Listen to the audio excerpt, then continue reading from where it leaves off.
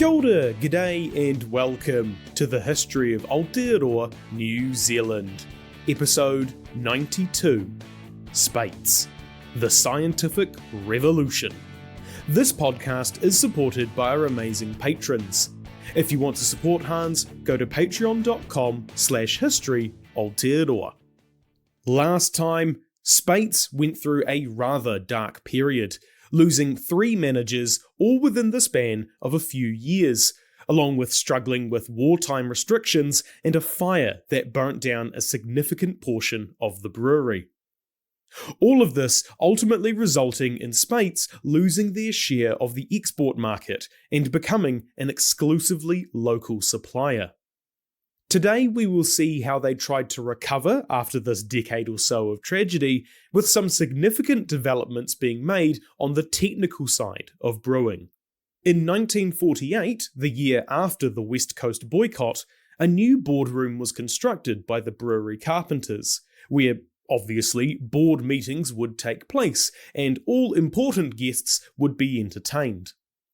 The walls had a nice wood panelling that Hugh Speight didn't want to be ruined, so he instructed that no paintings or other wall hangings be put up. One of the fancy embellishments the room did have was a big clock, where each hour was marked with a medal that Speight's had won at international competitions.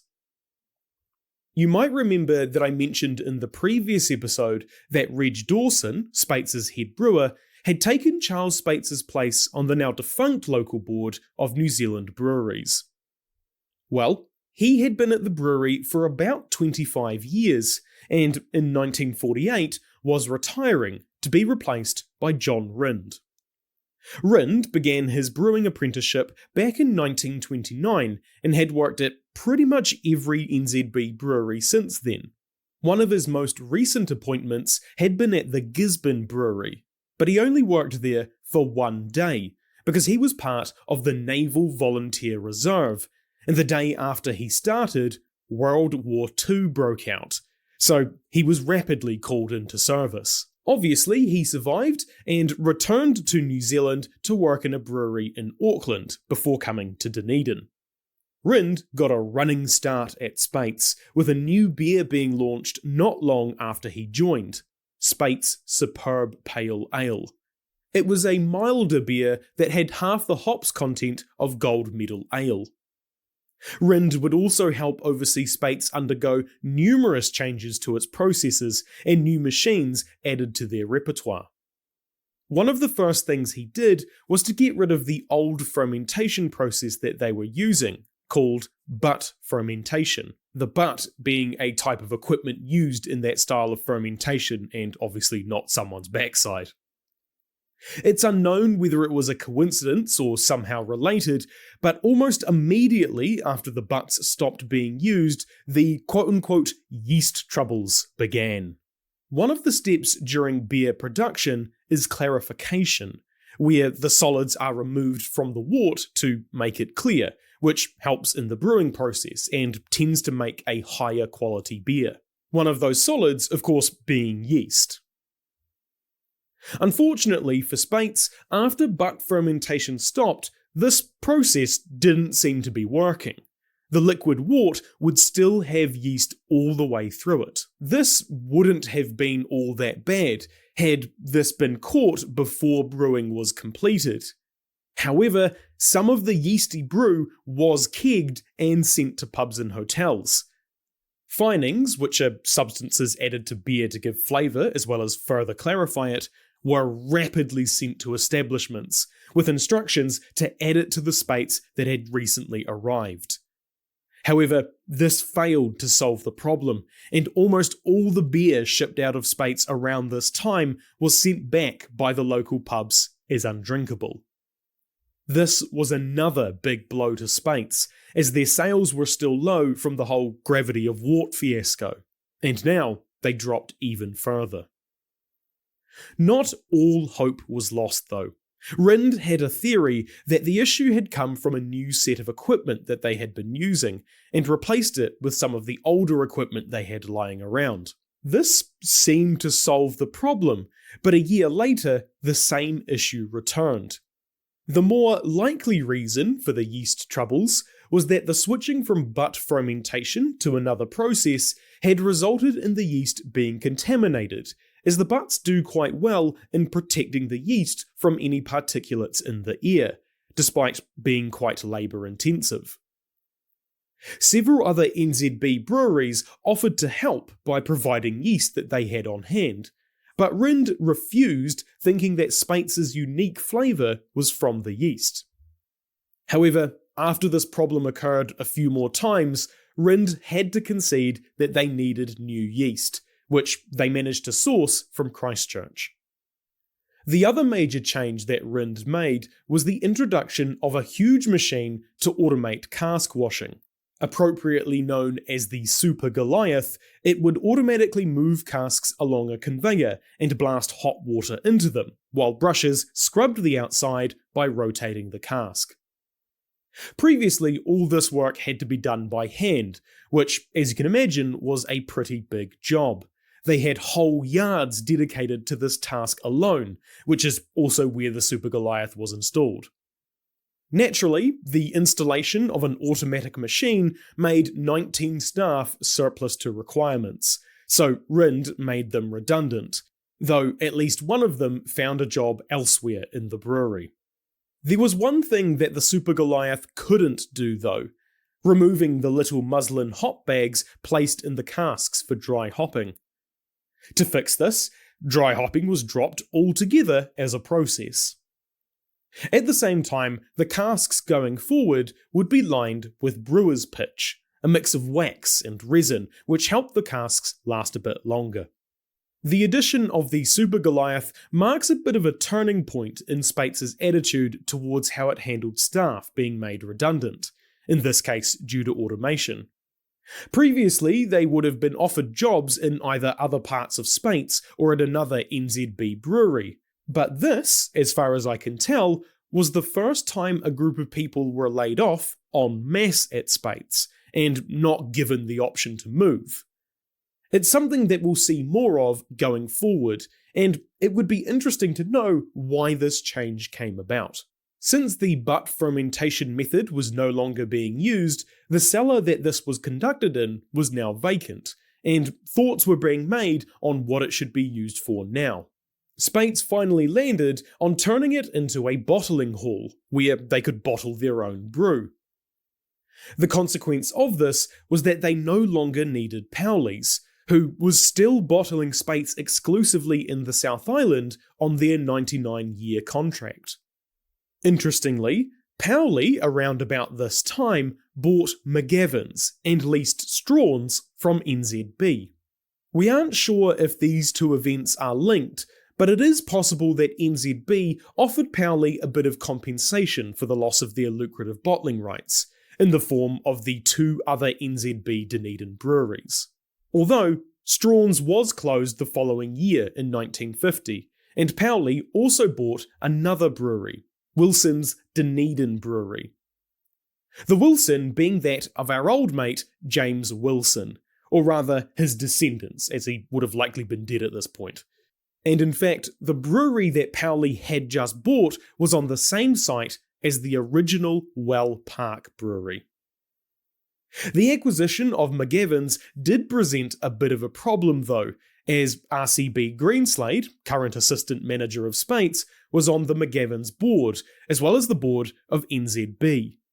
This was seen as an untenable position, since McGavin's was now seen as a rival brewery, and he would have to resign from one of them to ensure there was no conflict of interest. However, in a weird turn of events, the decision was kind of made for him when NZB bought back a 50% stake in McGavin's, meaning it was brought back into the NZB fold, and Greenslade was allowed to remain. The loss of Powley's as a bottler did also have one other rather significant consequence. The Moa logo, which was rather synonymous with Speight's now, belonged to Powley's. So, when Speight began doing the job themselves, the Moa on the labels was gone forever. It wasn't a full conversion just quite yet though, and Powley's would continue to bottle Speight's until 1956. By 1950, a significant development in how beer was transported had been made. Instead of beer being delivered to Powley's in a bunch of casks loaded onto the back of a truck, a huge glass-lined tank was loaded onto a flatbed and filled with beer, which was great because it meant more beer could be transported with less faff. This created a few hurdles though, as it meant changing some of the aspects of how beer was processed. The main one was that beer sitting in casks would go through a natural conditioning process, which is how beer becomes carbonated.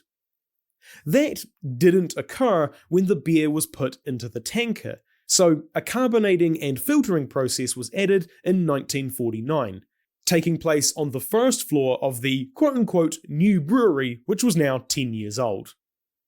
Added in 1951, also on the carbonating floor, was Speight's first cold store, containing 13 tanks, able to hold 690 hogsheads between them. Another process that happened on this floor was finings preparation. In this case, it was the isinglass, dried swim bladders from fish that were softened with acid and mixed with water to produce a gelatinous liquid. This liquid would be added to the beer after fermentation. But what's interesting, or rather kinda horrifying, is that there would occasionally be spills of acid onto the floor. Because, these things just sometimes happen. Over the years, this gradually dissolved the lime in the concrete floor, which would travel down with the acid into the ceiling of the floor below.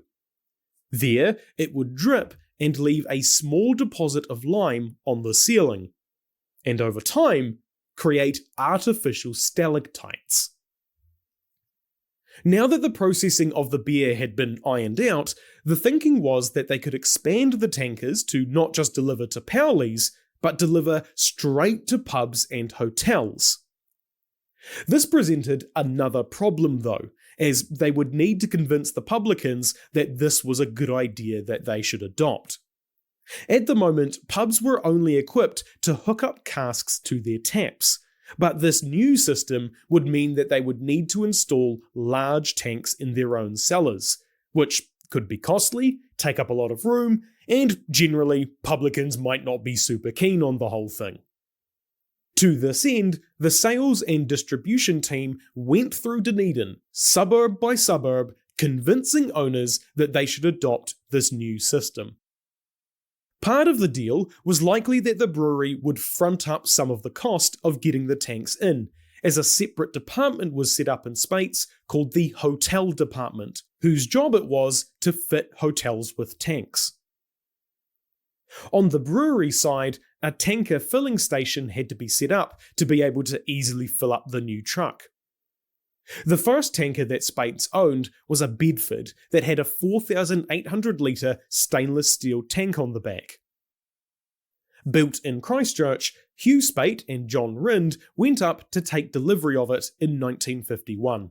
Also with them were Noel Davenport from sales, who was the guy who did most of the convincing of hotels, Bernard O'Connell, secretary for NZB, and the fella who would be driving it all around Dunedin, Jim Malcolmson. Malcolmson had joined Speight's in 1919 as a horse carriage driver, and was later promoted to a motor vehicle driver and eventually foreman driver. The first tanker delivery of beer took place on the 23rd of July 1951 to the Criterion Hotel, with the second hotel to take delivery being the one right next to it on the 28th of August. It wasn't long before demand required another tanker, which was of similar design, and then a third. The third one was a bit smaller than the other two, only holding 2,700 litres, but the technology within it was a bit more advanced. You see, the tanks being installed into the hotels held about 1,300 litres, which was good in the sense that the 4,800 litre Bedfords could service multiple hotels on a single run. The issue though is that if you're driving around with a half-full tank of carbonated beer, it's sloshing around, getting all foamy, and becoming flat, kinda like when you shake a bottle of fizzy. There was also likely a pressure issue as well, as CO2 filled the tank. The smaller truck, nicknamed the Bubble, didn't have this problem because it had 2 compartments in its tank, 1,300 litres each. Conveniently, this meant that one compartment could fill an entire hotel tank. With the second compartment still full, they wouldn't be driving around with half of the beer sloshing all over the place and going flat. The trade-off was that it could only service 2 places at a time, so it was only used for in-town deliveries. The trucks were meant to be painted in the standard NZB colour scheme of 2 shades of green. However, for some reason, Hugh Speight very much disliked green as a colour, so Speight's tankers were painted tan and cream. Casks weren't fully phased out yet though, especially for those places serving Speight's further afield than Otago. 4 of the 5 hotels in Blenheim served Speight's from a cask, same in Nelson, but it was becoming harder to get those casks to them. Since the war, shipping via sea was no longer used by Speight's, as it still wasn't at its pre-war levels yet, making it rather expensive. Roads and rail were now the favoured method. There was a brief time though that they managed to get some casks onto ships on the cheap, by replacing the wood used to secure freight with casks of beer. Eventually, Nelson and Marlborough switched over to tanks, but NZB decided that they didn't want to do long-distance tanker runs, presumably for economic reasons such as fuel cost, or maybe they didn't think the beer would last the journey in a tanker. Whatever the case, this meant that Speight's distribution was effectively limited to the lower South Island, south of Oamaru. Another kick in the balls after a decade of issues. Other changes were happening directly within the brewery as well. A new telephone and intercom system was established to help keep contact within the building running smoothly. Previously, if someone within the brewery wanted to talk to someone else, they had to get a person to run around and try and find them, which was rather difficult when the brewery was now very large with multiple stories and spread across 2 sides of Rattray Street. The new intercom system would avoid all this, with 3 microphones being installed. One at the reception desk, which would be womaned by Marilyn Dunn for the next 26 years, who was said to have a, quote, mellifluous voice, end quote. The second was in the brewer's office, and the last was in the office of the brewery manager, currently Hugh Speight. Hugh had become quite the dominant figure within the brewery, and apparently, quote, those who worked under him can still hear echoes of his commanding voice booming from the speakers. Calling X80 please, end quote. 80 was Hugh's personal phone extension, and so if anyone was called on to give 80 a ring, they found a phone real quick. In 1951, after a long time languishing, progress was finally made on the malt house across the street that had burnt down in the Great Fire. One of the kilns that had been damaged in the fire was restored to its former glory, which increased the malting capacity of Speight's. Additionally, work had begun to dismantle what remained of the building to get it ready for whatever they wanted to put there in future. It was also around this time that the old slogan, purity, body and strength, was brought back, though it was now slightly modified to purity, body and flavour, with strength being noticeably absent. This revived slogan also debuted with a new advertisement campaign of 3 anthropomorphized barrels where the barrel itself was the head with a face and they had a human body underneath. Each barrel represented one of the words purity, body and flavour and were dressed in a theme to reflect that. Purity had a hat and pipe like Sherlock Holmes. Body had a stripy shirt and ripped physique like a bodybuilder, and flavour a hat and apron like a chef. One of these ads showed the barrels standing on top of each other with one looking through a hole in the fence, the others asking, quote, "What's the score?" end quote. So it was meant to be playful and a bit of fun. Noel Davenport was the one who came up with them, but they were adopted by NZB as a whole not long after, and used in a number of ads throughout the years. In 1952, head brewer Rind was sent overseas to attend a course at the School of Fermentation in Copenhagen, and upon his return, it was decided that Speight should produce a lager, something that had never been done in the South Island. Despite the idea being a result of Rind's trip, he actually left Speight the following year to take up a position as technical manager at the NZB head office. His replacement was Doug Cox, who had recently returned to Dunedin after being sent to help set up the Wanganui Brewery after it had been acquired by NZB a few years earlier. Much like many of the other workers in Speight's, and indeed pretty much every industry in New Zealand, Cox's brewing apprenticeship in his hometown of Christchurch had a brief interval when he was called up for military service. He attained the rank of squadron leader in the Royal New Zealand Air Force and had a rather illustrious career in the Pacific Theatre, personally being mentioned in dispatches for his heroism, and earning the Distinguished Flying Cross Medal for his courage. After the war, he got some government help to get a diploma of brewing at Birmingham University, and visited a number of breweries in the UK and Scandinavia to further his studies. Upon his return in 1948, he went back to NZB and they gave him a job at Speight's, where he also met his wife through Rind. So, it was Cox's job to develop this new lager. But it wasn't as simple as just changing some of the ingredients around. It would require £100,000 worth of investment, or about $6.5 million today. A Danish brewer by the name of Tor Toft came to the other side of the planet to help with the endeavour, and a new mash cooker was purchased from Germany. This meant the brewers could heat the mash in stages, allowing different enzymes in the malt to work more efficiently compared to the single-strike brewing they had been doing up until this point. Along with this, 2 new paraflows were installed to cool the wort.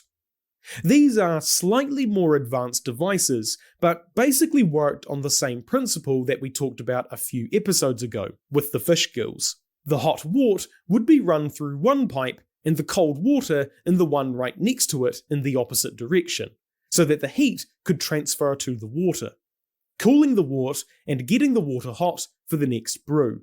Previously, they had just been dumping the wort over the pipes, so it was a bit more contained now. The old coolers were also taken out and replaced with a fridge room for hops. With all this new equipment, you couldn't forget about the hogshead tanks. 20 100 hogshead tanks were also added with 3 cold stores, the tanks inside these stores being built in-house. There were also a few process changes done as well, with how the lager was fermented, as it was done slightly differently to the regular ales. The main thing is that a lot of time and money went into trying to make this lager, since it required a different way of brewing. It took a couple of years to get this all together, and at the end of it, Speight's had a few trial lagers, but nothing they were ready to mass produce just yet. However, things were helped along a little bit by the closing of 2 breweries in Invercargill. The locals were pretty pissed off at this, because NZB had bought them and immediately shut them down, but it was good for Speight's, who saw an opportunity to market a local beer for Southlanders. Combining some of their trial lagers with their ale, Speight's created Southland Bitter, to cater to those thirsty Southlanders who felt cheated by the closure of local breweries.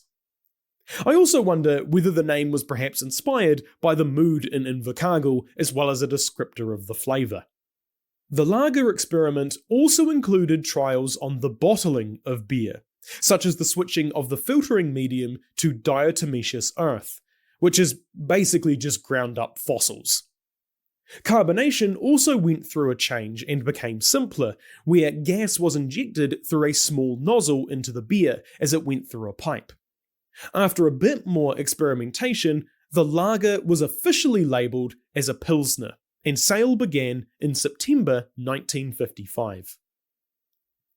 The other interesting part of this was that the lager was the first Speight's beer not to be produced in Dunedin at the main site. Instead, it was brewed in Auckland, something that will be occurring more as our story continues. While all this was going on, some progress had been made on the old malt house, which was still a burnt ruin.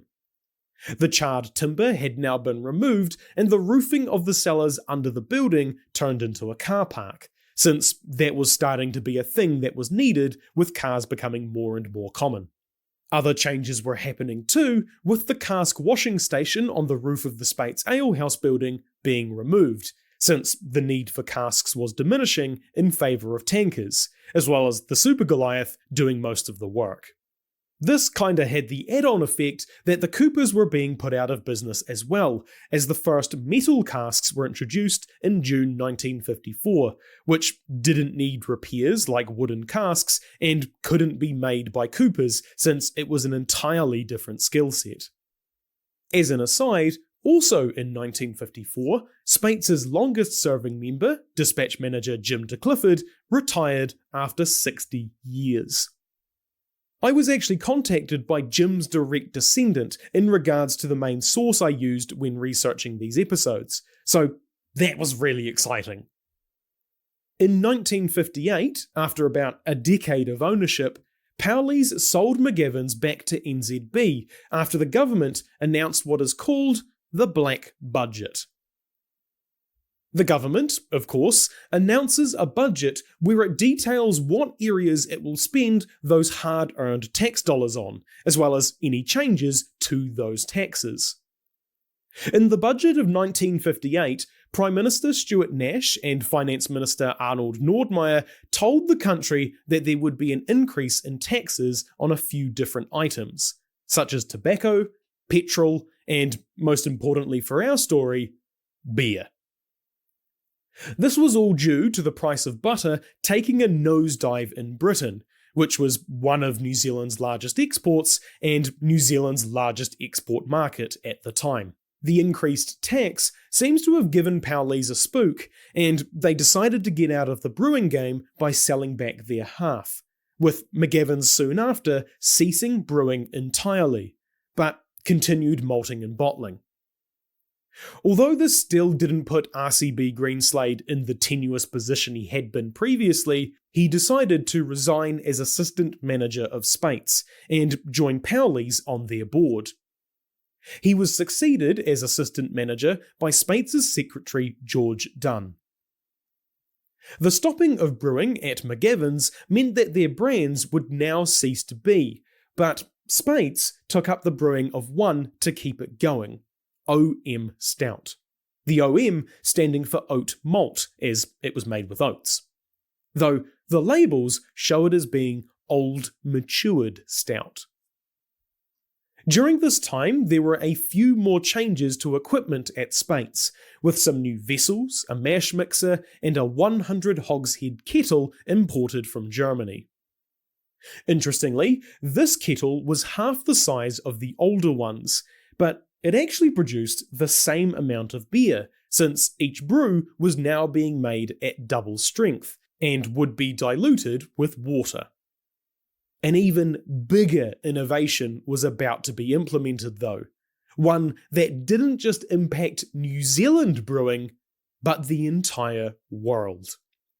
In 1958, Speight's adopted a method called continuous fermentation, which they would use for the next 30 years. CF, as it was commonly known, was developed by Morton Coutts, a member of the founding family of Dominion Breweries. The method was developed in conjunction with NZB, and both companies gained the patent once it was fully formed. Astute Kiwi beer connoisseurs may know Dominion breweries by their more well-known anagram, DB. NZB Palmerston North was the first brewery in the world to use this method to make beer, with a brewer from Speight assisting. Over the next couple of years, all NZB breweries switched to CF, installing any extra necessary equipment. Unfortunately, during the installation of Speight's trial run of CF, an electrician died from electrocution. An especially sad story since he was a 20-year-old refugee from Hungary, having a rather arduous journey from his home in Budapest after the Soviet army crushed a revolt there 2 years earlier. Later on in 1958, NZB and Dominion Breweries jointly acquired Canterbury Malting Company. No points for guessing what these guys sold. It was a significant acquisition because NZB decided that all malt should be bought from them, meaning the breweries under their banner didn't need to do their own malting. As such, malting at both McGavins and Speight's ceased, with associated fallout of the malthouse workers losing their jobs or being reassigned elsewhere. This also meant that McGavin's entire purpose was now pretty much just to bottle Speight's, who only had so much capacity to do it on site, and of course Powley's had now ceased to bottle for them as of 2 years ago. A year after, the final independent brewery in Southland, Gore Brewery, was taken over by NZB and subsequently shut down. 5 other breweries had also closed down in the last few years, meaning that Speight's was the only brewery south of Oamaru. Combine this with increased population in the area and the economy recovering after the war, it meant that there were more people with more money to spend and less beer options to spend it on. Bad for consumers, fucking great for Speight's, as over the last 5 years they had seen their sales increase to more than double of what they were about a decade ago. Over this time, Speight's had been increasing their fleet of vehicles, now having about 30, including tankers, trucks, and vans, as well as company cars for the higher-ups. This would be accompanied by a truck and tanker maintenance division, opening in 1961. There was also even more expansion going on, with 2 more cold stores being added, bringing the total to 6. And the final CF units were installed, which had 2 circular fermenters and a yeast separator. One of the men tasked with installing the plant was Big Bert Schoenweil, who I'm not sure if I'm pronouncing his last name correctly.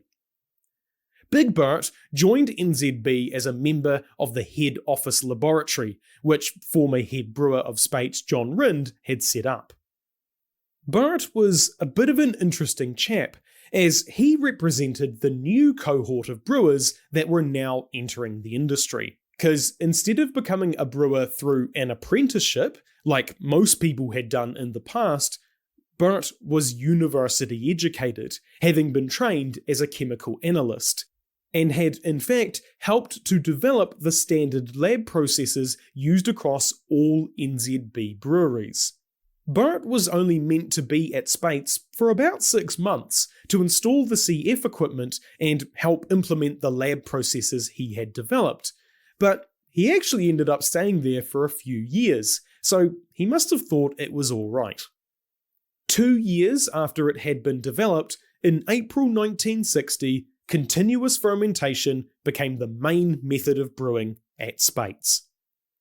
The details of how this process works aren't super important, but the main thing to take away is that CF required less labour to perform and resulted in a more consistent product.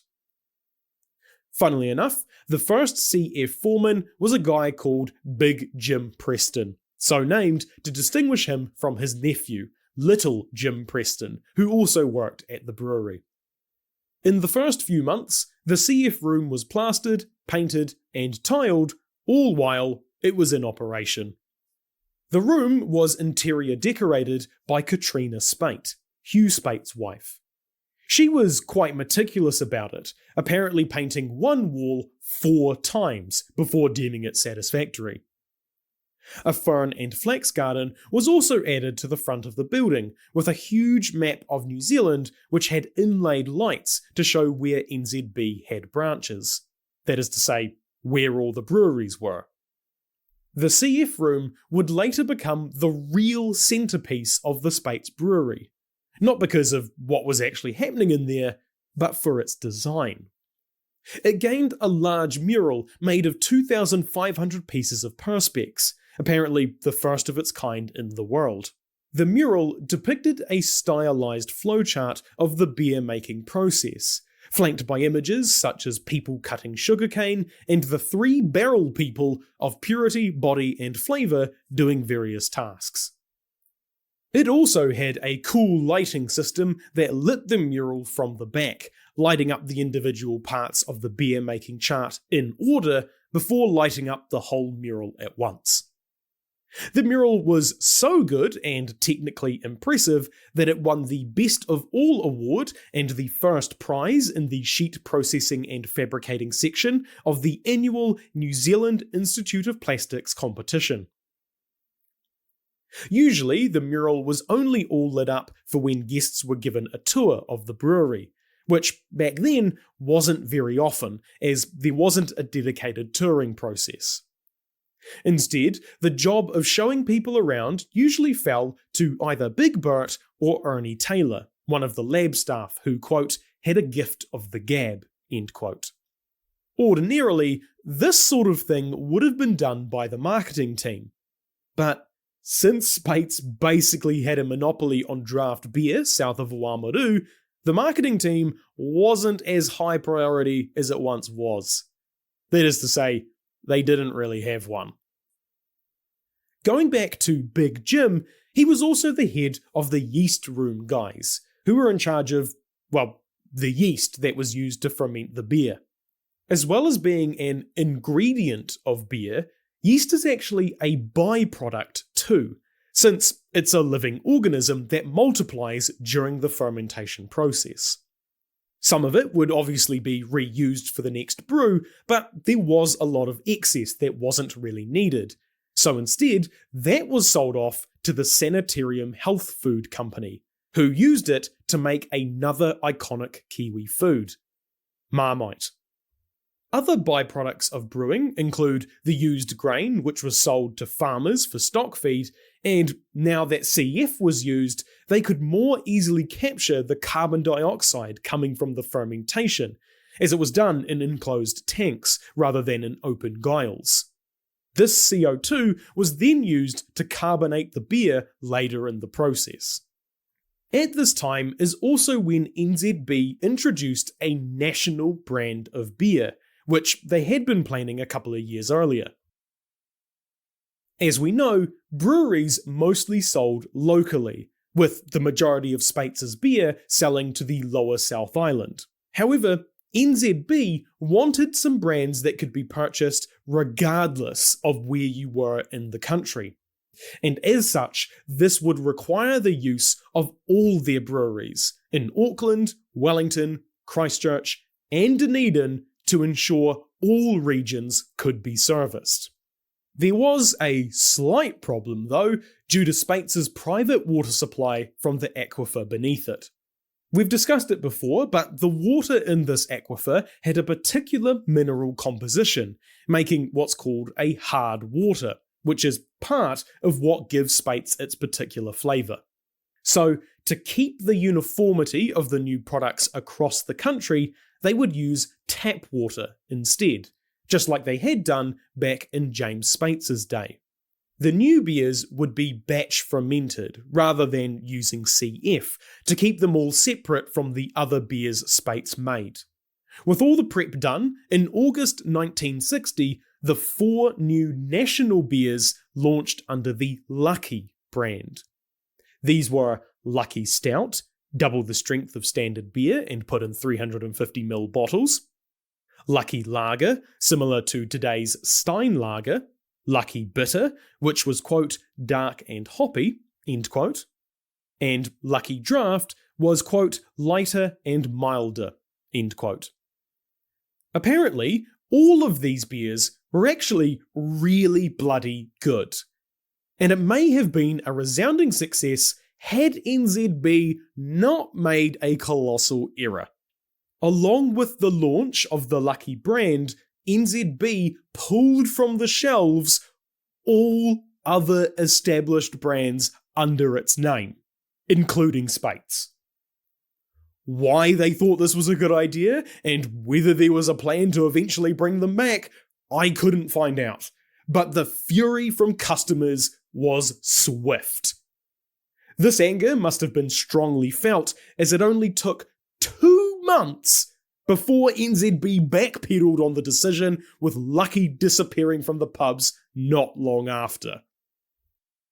Interestingly, at this time, Speight's was only producing what we know today as Gold Medal Ale, the flagship beer that most people are talking about when they say, "Get me a Speight's," and they give no additional context. We don't know why Speight's wasn't brewing any other beers, but we do know that OM Stout came back soon after the Lucky fiasco, as well as introducing 2 new beers, 4-star Lager and 2-star Sparkling, both known under the overall heading as Brew 85, on account that they were launched 85 years after the founding of Speight's. In the early 60s, there was only one travelling salesman, but when he died suddenly, 2 more were appointed. Dennis Jones, who looked after the draft beer customers, so that's like the hotels and pubs and stuff, and Bill Lowther, who looked after the bottled beer sales, so that's like your liquor lands and stuff.